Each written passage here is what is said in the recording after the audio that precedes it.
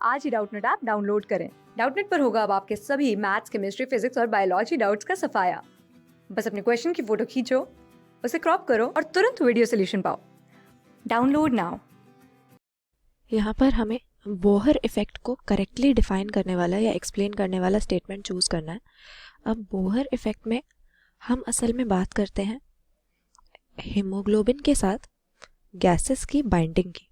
हमें पता है कि हीमोग्लोबिन हमारे ब्लड में पाया जाने वाला एक रेस्पिरेटरी पिगमेंट है, जिसकी अगर कॉम्पोजिशन देखें तो ये एक आयरन कंटेनिंग पिगमेंट या हम कह सकते हैं आयरन कंटेनिंग कॉम्प्लेक्स प्रोटीन होता है, जो रेस्पिरेटरी पिगमेंट इसीलिए कहलाता है क्योंकि हमारे ब्लड में ये ऑक्सीजन और कार्बन डाइऑक्साइड की ट्रांसपोर्ट के साथ इन्वॉल्व होता है।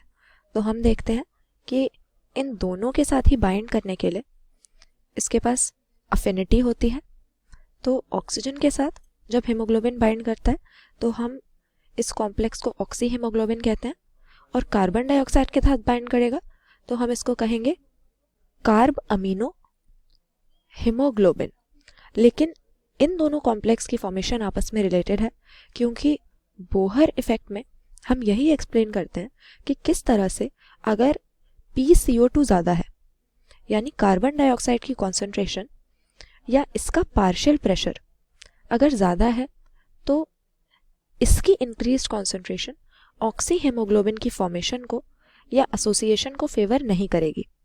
तो बेसिकली ये कह रहे हैं कि अगर कार्बन डाइऑक्साइड ज़्यादा हो तो ऑक्सीजन हीमोग्लोबिन के साथ बाइंड नहीं कर पाएगा, इसके साथ ऑक्सी हीमोग्लोबिन नहीं बना पाएगा। तो यहाँ पर ऑप्शन ए हमारा सही है। कह रहे हैं कि CO2 कॉन्सेंट्रेशन इंक्रीज होने से P50 बढ़ जाता है। P50 क्या होता है? ये वर्ड हम यूज़ करते हैं ऑक्सीजन के उस टेंशन के लिए या उस पार्शियल प्रेशर या कॉन्सेंट्रेशन के लिए जहाँ पर टोटल हीमोग्लोबिन का 50% सैचुरेट हो जाए।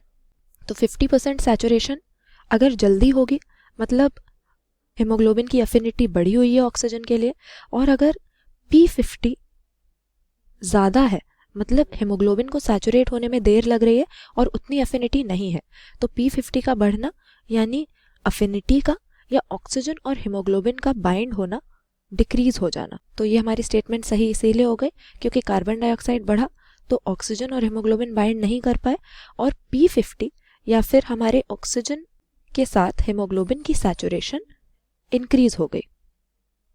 यानी ये जल्दी से नहीं होगी, सैचुरेशन में टाइम लगेगा, ऑक्सी हीमोग्लोबिन की एसोसिएशन फेवर नहीं हो रही है।